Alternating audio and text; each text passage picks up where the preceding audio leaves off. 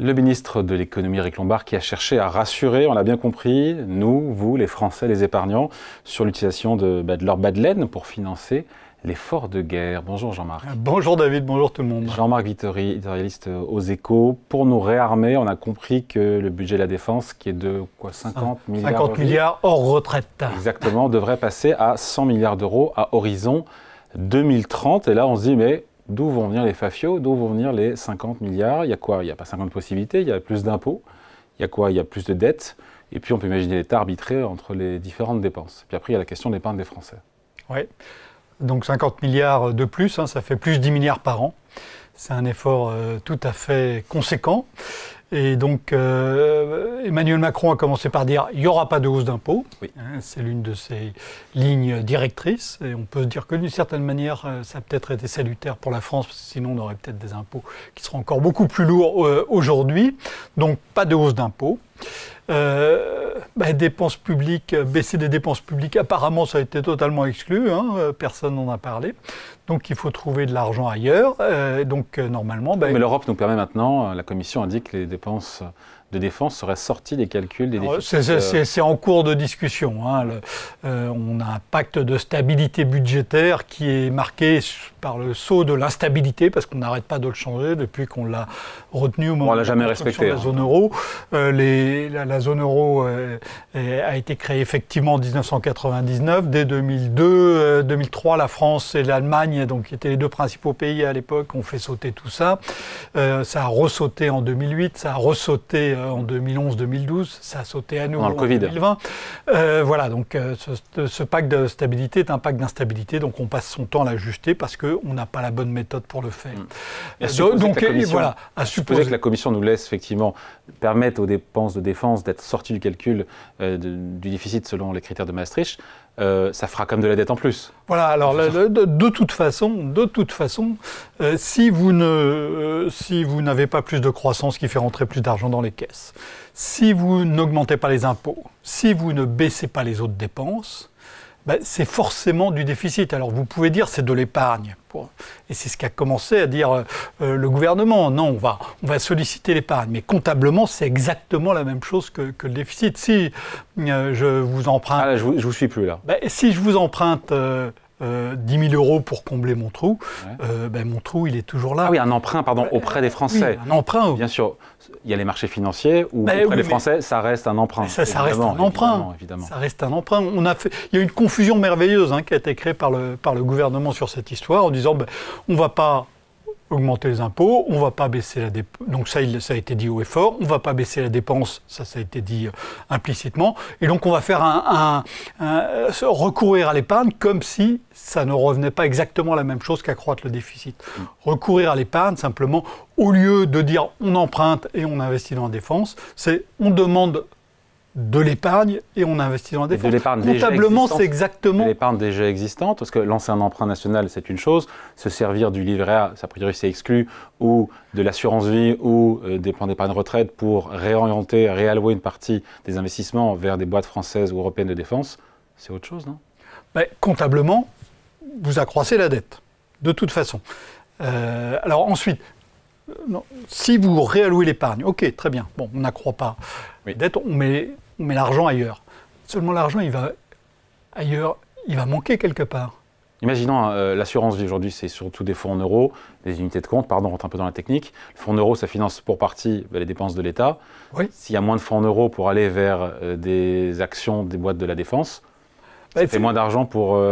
L'assurance vie, elle est surtout placée en obligation. Ouais. Si ça diminue, c'est embêtant parce que l'obligation, elle sert surtout à financer l'État. Donc on retombe dans le problème précédent. Okay. Si il y a moins d'actions qui sont achetées par l'assurance vie, en France, l'essentiel des actions achetées par les Français le sont par le biais de l'assurance vie, et bien donc on va avoir moins d'argent pour les actions. On va avoir moins d'argent pour les entreprises, et en particulier les entreprises françaises. Donc, si on n'accroît pas l'épargne, on pourrait accroître l'épargne, mais dans ce cas-là, on aura moins de consommation. Ouais. Donc pour l'activité, ça sera très pénalisant. Si on garde le même stock d'épargne, on dit on va l'allouer différemment. Très bien. Mais si on l'alloue différemment, cet argent qui ira vers les industries de défense, il manquera forcément quelque part. Il manquera pour les actions des autres entreprises, alors que les entreprises françaises ont plutôt tendance à être sous-capitalisées. Si c'est en moins pour le livret A, ça fera moins de logements sociaux. Voilà. Moins de logements sociaux. Donc cet argent-là, il manquera forcément quelque part. Et ça, on ne nous raconte pas cette histoire. Ouais. Le gouverneur de la Banque de France, François Villeroy de Galhau, qui disait que cet effort, donc, pour passer de 50 à 100 milliards pour la défense, in fine, ça relève du financement public et pas de l'épargne privée. L'industrie de défense, c'est pas l'industrie de défense, c'est une industrie régalienne. C'est un bien public, c'est pas un bien privé. Et donc ça doit être financé in fine. C'est in fine, le mot qu'a employé François Villeroy de Galhau, et le bon, in fine, c'est de l'argent public. Alors cet argent public, il peut être prélevé, sollicité auprès d'acteurs privés, mais ces acteurs privés, ils ne vont pas donner cet argent gratuitement. Vous y croyez, vous, à cet emprunt national ou pas ? Vous y croyez, un emprunt national? On n'en a pas vu depuis Balladur, 1993. C'était une bonne affaire d'ailleurs à l'époque pour les épargnants. Ça a été, les emprunts publics qu'on a fait depuis l'après-guerre ont été des bonnes affaires. On a eu le Pinet, on a eu le Giscard. À chaque fois, pour les épargnants, ça a été tout bénef. Ce qui veut dire que ça a coûté beaucoup à l'État. Oui. Encore une fois, il n'y a pas de jeu gagnant-gagnant là-dessus. L'argent qui rentre quelque part, il sort d'ailleurs. Donc l'emprunt public, ça a été a priori exclu, parce que c'est compliqué, parce que ça a coûté cher à l'État.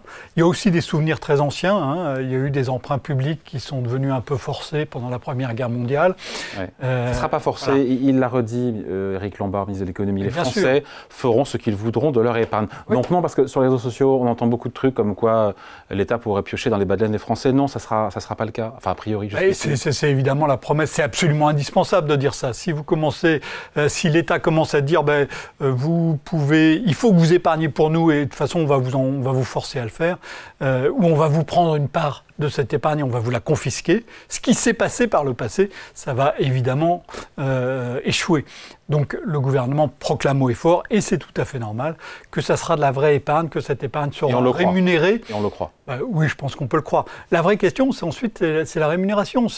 Et c'est ce qu'ont souligné d'ailleurs tous les acteurs privés du monde de l'investissement. Quelle rémunération, mais surtout quelle modalité? Parce qu'on sait que jeudi, il y a une réunion à Bercy avec les investisseurs, les banquiers, les assureurs pour en parler. On se dirigerait, ce que d'ailleurs en lisant les Échos, c'est là où je l'ai appris, vers la création d'un ou plusieurs fonds dans lesquels les épargnants seront libres d'investir dans le cadre de leur PER ou de leur assurance vie. Ça veut dire quoi concrètement? C'est une question de canal ensuite. Ouais, c'est de la tuyauterie, quoi. Voilà, c'est de la tuyauterie. Et donc ça veut dire qu'au sein du PER, on va créer un tuyau qui ira plus facilement vers le financement des industries de défense. Ça peut être le cas pour d'autres produits. Donc c'est comme une unité de compte en assurance vie, sauf que là, ça serait des valeurs, des actions, des obligations à voir. C'est un fléchage. Ok. Un fléchage. Et pourquoi pas? Pourquoi pas? Alors ça pose des questions, parce que depuis des années, c'est raconté au nom de la responsabilité sociale et environnementale que l'industrie de défense, c'était quelque chose de mauvais. C'était du sale, il ne fallait pas financer ça, c'était pas bien, ça a même été dit dans des textes officiels. Et donc il y a toute une question d'ajustement qui est un peu compliquée. D'ailleurs, quand on demande aux Français, il y a beaucoup de Français qui sont contre le fait que une partie de l'assurance vie soit investie dans la défense. Quand on les sonde, les Français ne sont pas pour financer. Oui, bien sûr. Il y a eu un sondage épargne. qui a été fait par la France Mutualiste du groupe Malakoff Humanis, qui est la France Mutualiste qui est issue d'un système d'épargne réservé aux militaires. Donc ils ont regardé ça de près. Et il y a même près de 40% des Français qui ne veulent pas qu'une partie de l'assurance vie soit investie dans les entreprises de défense. Tout en étant d'accord pour qu'il y ait plus de dépenses. Voilà. Pour qu'il y ait plus d'argent pour la défense. Et dans ces histoires-là, on est dans des contradictions permanentes. On essaie de nous faire croire que l'épargne, c'est pas du déficit.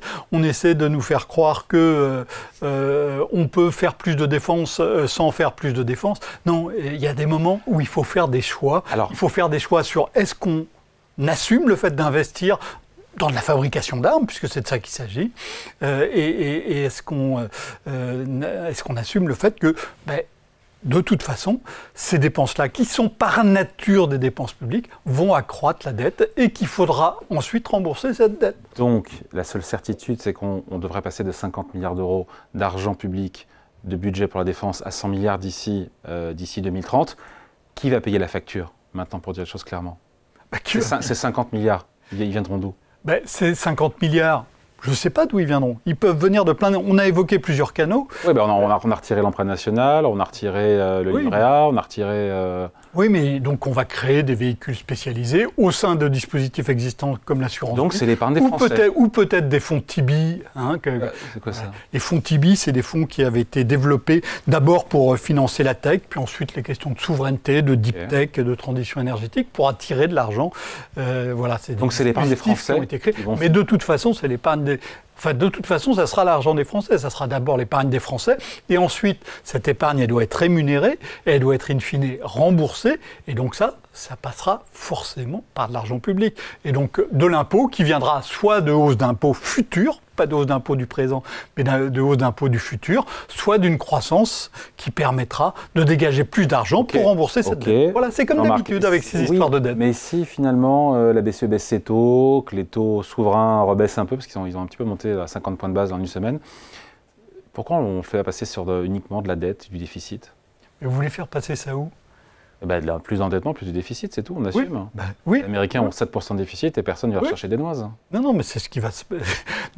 In fine, encore une fois, s'il y a une épargne supplémentaire qui est dégagée, cette épargne-là, il faudra la rembourser. Il faudra la rembourser. Rémunérer. Il faudra d'abord la rémunérer. Ouais. Si l'État emprunte 50 milliards auprès des Français pour un emprunt de défense. On a dit qu'on excluait ça comme Non, mais... De toute façon, ça passera, que ça soit un emprunt direct ou que ça passe par de la réallocation d'épargne, c'est de l'argent qui sera fléché vers le secteur public davantage. Cet argent, il faudra d'abord le rémunérer pendant 5, 10, 15, 20 ans, je ne sais pas. Et ensuite, il faudra rembourser cet argent. C'est comme ça que ça marche, l'industrie financière. Après, on imagine, c'est précis, mais des unités de compte en assurance vie investies dans des valeurs d'Assaut Aviation, Thales, etc. Il n'y a pas de rémunérer. Ce sont les boîtes qui rémunèrent via les dividendes ou c'est des obligations via les coupons. Ça ne coûte rien à l'État quand c'est l'épargne privée qui finance en direct via des fonds en assurance vie ou dans le cadre d'un PER directement les boîtes du secteur de la défense. Vous me suivez? Non, je dois vous... Non, c'est-à-dire qu'en fait, il y a la partie publique et encore une fois, si le gouvernement sollicite l'épargne des Français via des contrats d'assurance vie, il y a des unités de compte qui sont investies aujourd'hui dans des actions françaises, L'Oréal, Total, whatever. Si il y a un fléchage vers des actions, des valeurs françaises de la défense, type Thales, Dassault, ça ne coûte rien à l'État. Mais il faut boucler le raisonnement. Thales et Dassault, ils vont fabriquer des engins qui seront achetés par qui? Qui seront achetés par l'État. Ouais. Et donc, il faudra que l'État sorte l'argent à ce moment-là. C'est tout l'intérêt du raisonnement économique, c'est qu'il faut boucler. Moi, c'est une des raisons pour lesquelles j'aime bien l'économie, c'est qu'il faut boucler. Cet argent-là, il devra venir de quelque part. C'est juste. La commande. Voilà. Il faudra qu'il y ait de la commande. Donc la seule certitude au moment où on se parle, c'est que l'État n'ira pas piocher dans les poches des Français. Il faut rassurer celles et ceux qui nous regardent, qui ont un doute. On peut raisonnablement l'espérer, oui. Ouais. Et l'autre certitude, c'est que il faudra passer de 50 à 100 milliards et qu'in fine, ça sera le contribuable qui va payer. Alors, il y a une possibilité qui reste. Il faut même donner un peu d'espoir, c'est que les Français, à travers leurs contrats d'assurance vie, à travers d'autres dispositifs financiers, ils placent beaucoup d'argent aux États-Unis. Cet argent-là, il part aux États-Unis. Pour investir dans la tech. Pour investir dans la tech d'un côté, qui rémunère bien, mais aussi pour acheter des obligations du Trésor américain. Qui sont bien rémunérées aussi. Bon. Après, il y a le risque de change. Il y a un risque de change et la rémunération n'est pas exceptionnelle. Donc, si on investissait moins aux États-Unis, là, on pourra avoir une réallocation de l'épargne qui serait intelligente. C'est Trump qui va être content, ça. Oui, évidemment. Alors, ça risque, au bout du compte, d'agacer Donald Trump. Et je pense que l'une des prochaines guerres que va mener Donald Trump, c'est une guerre financière, et notamment pour faire venir de l'argent aux États-Unis. Donc, c'est un point tout à fait sensible. Mais la meilleure façon de financer cet effort supplémentaire, ça serait que les Français financent moins les efforts ou les dépenses des Américains. Voilà, et là la boucle sera bouclée. Merci beaucoup. Point de vue explication signé Jean-Marc Vittori, éditorialiste aux Échos. Merci Jean-Marc. Merci à vous.